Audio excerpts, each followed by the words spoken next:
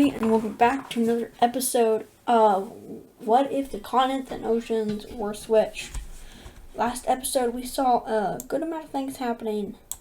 The purple team up here, they kind of collapsed. They lost all their land, and 3 new countries are born. These 3.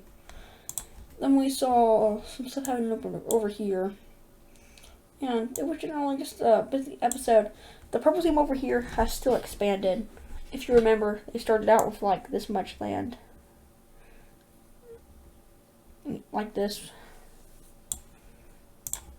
And now I have all this, and they're getting very strong. And to the point where they're not going to expand very much more, but they are able to hold all this inside of their country. And all that goes to them. They also get some over here. And now they are getting very large, and they're going to start solidifying themselves, trying to get more population and stabilizing themselves. Because a lot of this area has very high instability. And they're slowly changing that. Meanwhile, we're going to look up here as this country right here continues their empire, I guess. They're a rappy empire. And it goes all the way like this now. Yay. They extend very far, but jokes aside, they end up taking a lot of this land. And there was probably about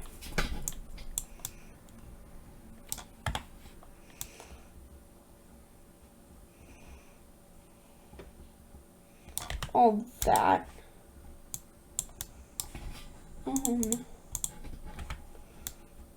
Okay.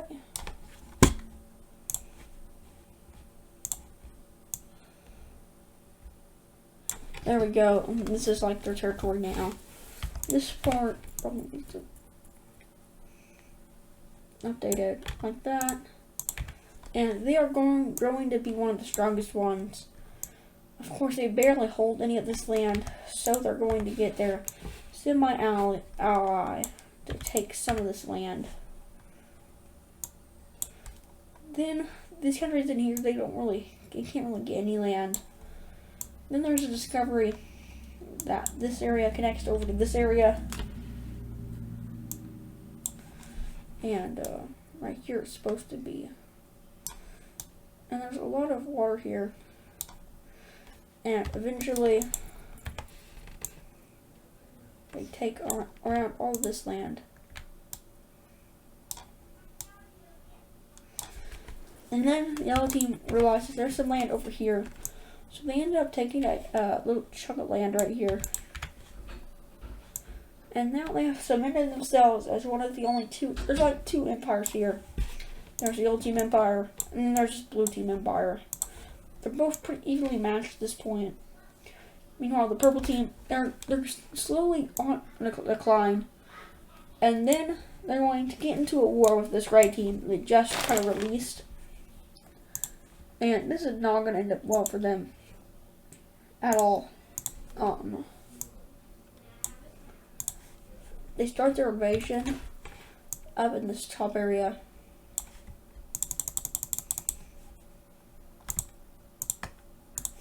Like this. And they end up starting it. And it goes fairly well. Then we'll get pretty far into the country. Until, that is, a civil war starts occurring. And this is it's going to start out with a line team in the northern area. Can I tell my computer? And they're going to have to release this, basically. They couldn't do anything about it. I'm going to put their capital right there. Okay, here. This distraction caused them to get all this land back. Not the best. Then, even more parts and areas are going to try to be breaking away. we see a lavender-ish country taking all this. And then we see one more country taking some land, being this reddish country. Basically, they just have the capital. And they're not really able to do anything now. And this is going to be the second time we see a country collapsing, as this war over here is still going on.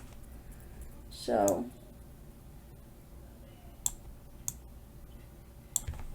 they end up taking some land in the northern area, and they end up capturing it all, sieging the capital, and winning the war. In the war, they end up taking all the land over here, besides for that little part right there. And now the purple team isn't a thing anymore. The second country in the series to have completely collapsed, besides for that team down there. And that's going to be happening a lot more with some of these countries. There's a lot of weak countries right now. We're going into like sort of like a plague thing. I don't want to say like plague, but it's like a Great Depression, but really early on. We're still in prehistory era, and we see this cyan team leaving basically, and it's split up between this one and this one, and this one. This one also gets some land.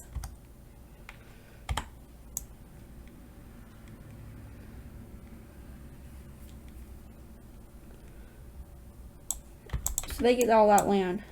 The other team gets all this land. This team gets all this land. And now we have one more country that's gone off the map. Next, the other team still on their path to aggression, as they have kind of developed one of the first dictatorships in the world. They're going to start attacking this team right here. And they end up taking a lot of this area until this green country gets involved. And that just makes the hate in this region a lot more, as they end up taking all the rest of this, including the capital. And then basically in the peace treaty, it goes just like that, as all that land is given over to them.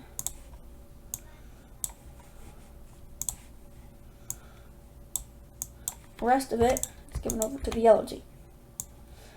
They were kind of on the verge of collapsing anyways, so it's not a major deal. And now the yellow team is just getting that much stronger.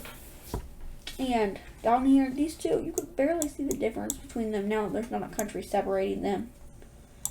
So I will be changing this one right here.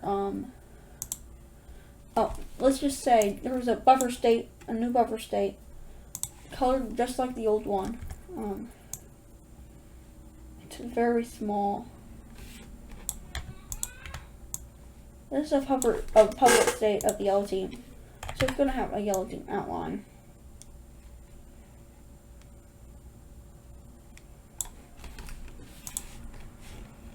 And there is the puppet state. We're going to be puppet states are going to have smaller capitals, just like kind of like that. And that's the first puppet state of the series, and I think it's going very well. The yellow team's empire has its faded a lot in this episode, I can tell you that much. And now we're going to see some expansion down south in this country right off the coast of modern day Africa. And they end up expanding quite a bit into like this mainland area. You don't expand near the coast. They don't really take interest into that. And they take something like this. Meanwhile, the peach team, they have probably risen to number 2 at this point. We're about to see the rankings, the midway rankings. they end up taking all that area. As for over here, they end up meeting up with this pink team. And now everyone in the world is basically connected again. And yeah. Next we see this little country right here. They expand a little bit. They have fairly smooth borders. You don't want anything extravagant. And in the alliance map, we can see there is the rectangle alliance and the oval alliance. And a new alliance is going to be created.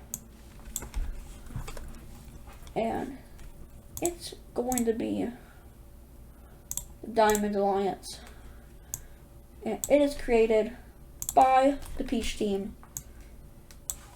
And immediate members that join are this one, right? This little lime team right here.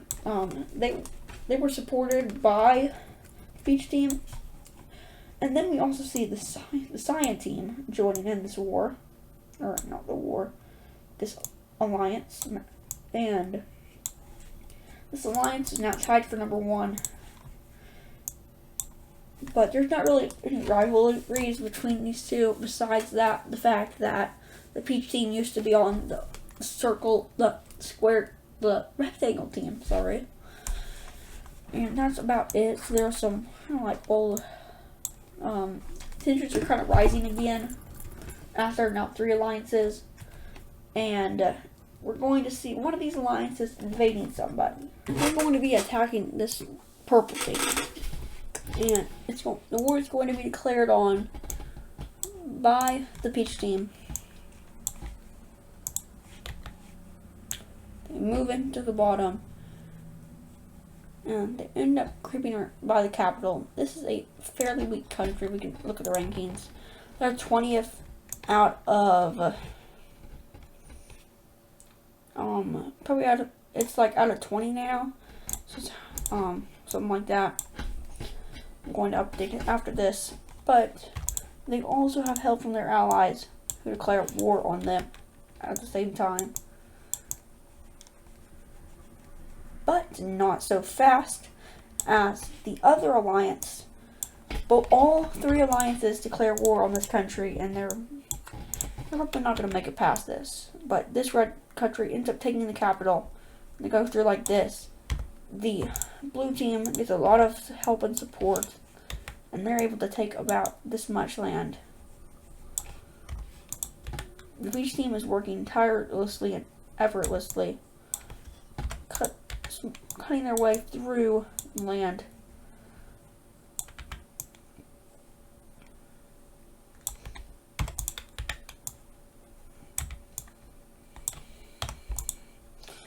And eventually, this country is all gone, and we can take a look at the peace treaty. And the peace treaty looks something like this. Each of them got like 2 plots of lands from each of there are like several different peace treaties. And in each one, they got a certain amount of land. And the Peach team gets a good amount of land.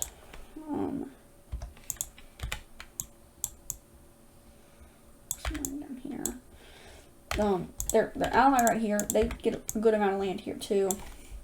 The blue team gets a good amount of land from their old part of themselves, as well as this team right here, the maroon team. And then there's a little buffer zone in the middle. We're going to be coloring it the color of the old country. Right here, it's not its own country. It's just a buffer zone kind of between the alliances, because there is the alliance right here, the alliance right here, and then the alliance right here. So yeah, so this is created as a buffer zone between the 3. And there are some very bad crimes that they're doing to each other there. But for now, we're going to look at the rankings. First and second are going to stay the same, but up here, third is not a thing anymore, so we can go ahead and erase third.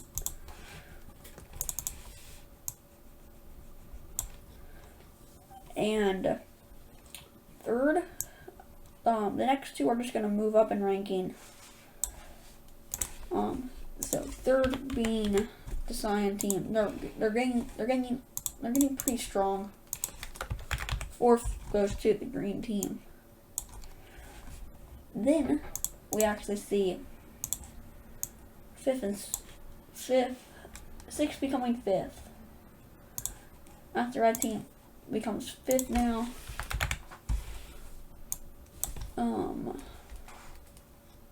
Seventh is going to stay the same. We don't have a six. Six actually goes to the yellow team Empire. They have gained a lot of military power in the recent times. Seventh stays the same. Eighth stays the same. Ninth stays the same. Let's get rid of some of these weaker ones that do not matter.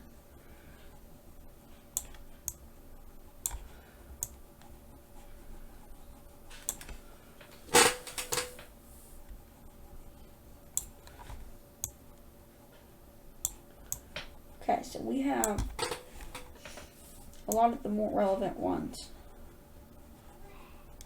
here.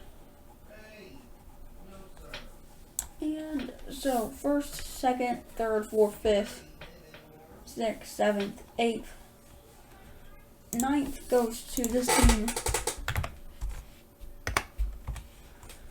10th goes to the strongest revenant of the purple team. 11th goes to this new empire over here, the Mediterranean Empire. That's going to be their new name. And then next we have 12th, this gray one. Back down to here, we have 13th, 14th,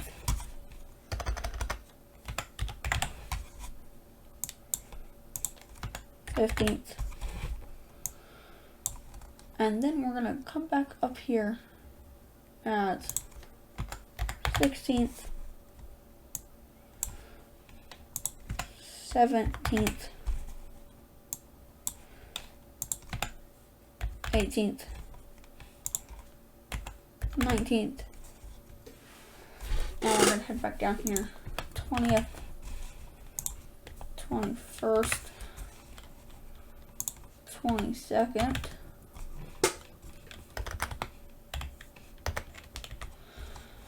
and we're missing a few, so yeah, we're going to get rid of this one and this one, and next will be this one.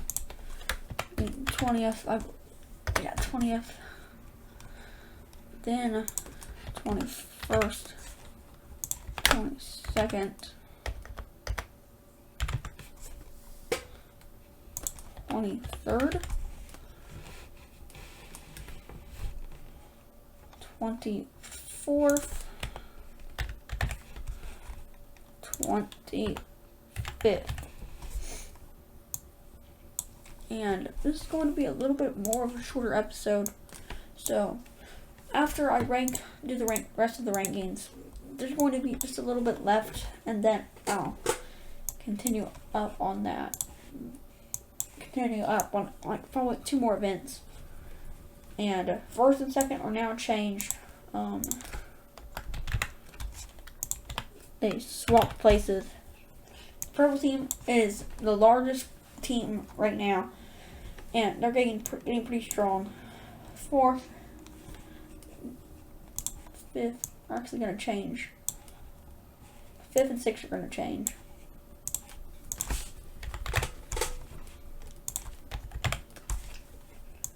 7th is going to stay the same.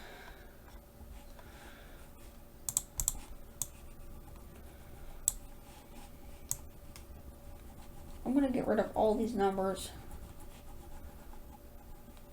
feel pretty meaningless right now. All numbers that I haven't already done.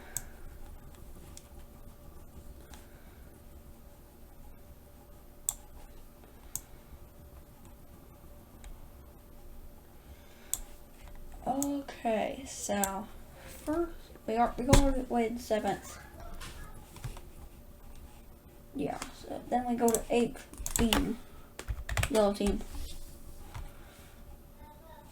9th, 10th. Then we have 11th being the Mediterranean Empire. 12th staying with the lime team. They're able to hold up with the population. 13th actually goes down to this one down here. They have a good amount of land, but they have a bigger population. 15th, 14th, 15th, 16th, 17th. This country doesn't have a big population. A lot of the population was wasted when the war happened, and now we're going to be able to see the rest of the countries. Okay, and here is the final rankings.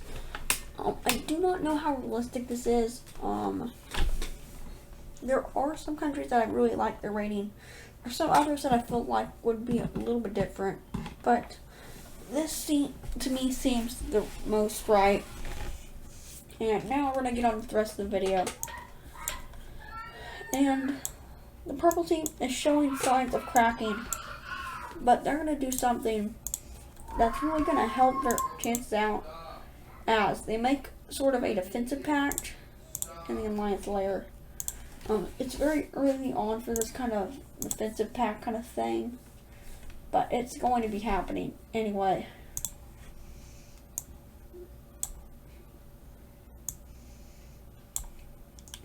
And they have a defensive pact right here.